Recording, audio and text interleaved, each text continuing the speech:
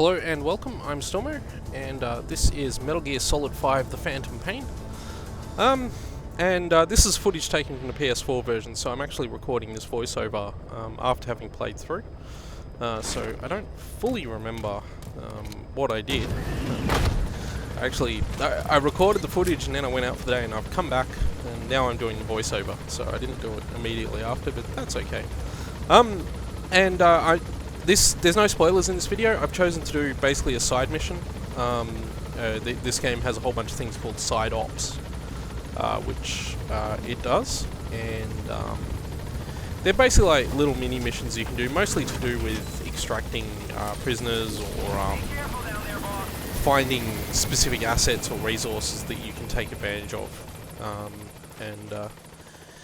Yeah, so that's kind of one aspect of this game.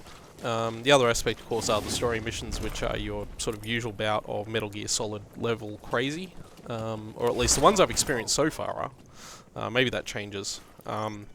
This is very early in the game. I haven't really leveled up much. You can see there, that's the iDroid, which if you played Ground Zeroes, the sort of early teaser to this game, it's it's basically your sort of helper and stuff like that, and it works basically the same as it did in Ground Zeroes. You can see here something that's really bugging me about this game. When you gallop on the horse, the camera doesn't change angles to stay behind you as you go around corners and stuff, or at least if it does, that's not an option I've found to turn on, because it doesn't do it for me, and it's really annoying. And it's one thing actually, the horse riding mechanics in this game I think are worth talking about a little bit at some point. Maybe not quite now, because I'm about, I believe, to put someone's head out. So this will be good fun. Yeah, you can see here, this is the binoculars. You can do marking targets and all that kind of stuff. So basically, if you focus on the target for a little bit, it highlights like that. You can also go Intel radio, which I didn't really do much of in this particular part, but certainly think all this stuff is stuff that was in Ground Zeroes. That was the generator that I didn't take out because I am foolish. Taking out the power system now will limit the enemy's activities at night. So anyway, talking a little bit more generally about the Metal Gear series, I have always wanted to get into Metal Gear, but have never really had the patience to enjoy any of the games I played. I played a little bit of Metal Gear Solid 3 when that came out. Like, that was sort of my first introduction to the series. And I actually bought Metal Gear Solid 4, but got to a point with that game where the just sheer insanity of what was going on got me to a point where I just didn't want to continue. In fact, the big problem I had with that game is I got stuck on a particular boss fight very late in the game and just gave up because I didn't have the patience to keep going with it. And so I thought what I would do though for Metal Gear Solid 5 was bone up by watching other Let's Play videos on YouTube. So that's basically what I did. I sat down and watched Let's Plays of the entire Metal Gear Solid series. As we take that guy's head off. There we go. The gunplay in this game is really nice. You can see what's happened here actually is, if you're unfamiliar with the game, what's happened here is that I got noticed. I'm terrible at stealth. I think that's another reason that I've never really found these games enjoyable to play, because I'm actually really bad at the stealth aspect of it. And what you're about to see is me just shooting the living hell out of everyone here. I could have been quiet and sneaky and tranked everyone, but no, I'm just gonna like snipe them and gun them down. And to be perfectly honest, the gunplay, as I said, is just really nice. It's really solid gunplay. And it feels really good, and bullets feel really impactful when they hit your opponents. Like the way guys go down and stuff just feels really good. Again, it actually hasn't changed all that much from Ground Zeroes, which also felt like that. But it's just a really, really solid gunplay, and I think I shoot these guys. So we'll just line up. You have this handy little red pointer to exactly aim for the head. There we go. The annoying thing with this gun is that you have to reload after every shot, so you get that problem. I missed there. But yeah, that's okay. Anyway, so the Metal Gear Solid series was something that I was pretty sort of. I wanted to get into it, and I wanted to, understand the story more than anything. But at the same time, I just couldn't enjoy playing the games themselves. So I sat down and I watched these Let's Plays. I started with Metal Gear Solid and I went all the way through Metal Gear Solid 1, Metal Gear Solid 2, which, holy hell, that game. Metal Gear Solid 3, which I actually really liked Metal Gear Solid 3 as a story being told. As these Russians desperately try to figure out where I am and I bolt away. Metal Gear Solid 3, I think, in terms of its overall story, just felt the strongest of all the games up to that point. Metal Gear Solid 4 was also really strong, but Metal Gear Solid 4 is let down by the fact that it has these extremely long cutscenes at various points. You see a mortar going through the sky there. So they'll aim for where they last knew you to be. You have this last known position, and the map will actually show you that when you bring it out. And basically what you can do, if you can stay out of sight and get away from your last known position, they won't be able to find you. And I actually really like the enemy AI in this. It seems a lot more complex than the previous games in the series. There's a lot more... The whole sort of going into alert and going into caution and all that isn't as... It's still there, but it's not made as obvious in this game as it was in the previous games. You don't have... The early games had, like, the Soliton radar, which you don't have in this game. Anyway, I think I decided, hey, I can snipe this guy, which we will probably try and do. Oh, no, that's... Yeah, and I get seen. I'm like, no, run away. So I watched Metal Gear Solid... Metal Gear Solid 2, by the way, I never understood until I watched a Let's Play of it why it's one of those games that gets millions of words written about it on the internet over the time since it's come out. It's been 14 years, I think, since it came out. And I finally understand where all that comes from, because that game, I think the last third of that game is just one complete and utter journey into insanity. And I thought it was really funny to watch, but I can imagine it was not as fun to play. So I certainly would have played it. Oh. We threw grenades at each other then, which I thought was pretty funny.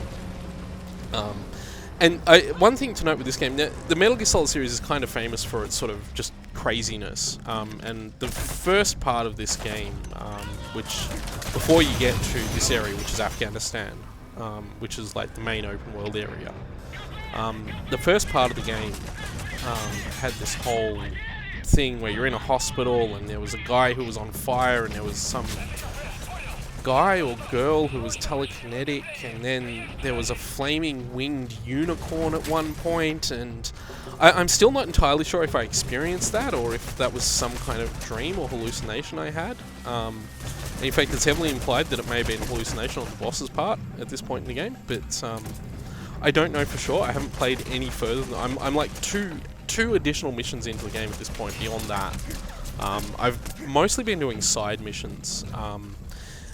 And the game this reminds me most of, having watched them all as Let's Plays on YouTube, is Peace Walker, which this game borrows a lot from. The mechanic in Peace Walker where you have to build up a mother base is back and vastly expanded on this game. You can actually go to the base now. Like in Peace Walker, you don't ever view it sort of from the air, I guess. You can never land on it or anything. You can actually go to it in this game.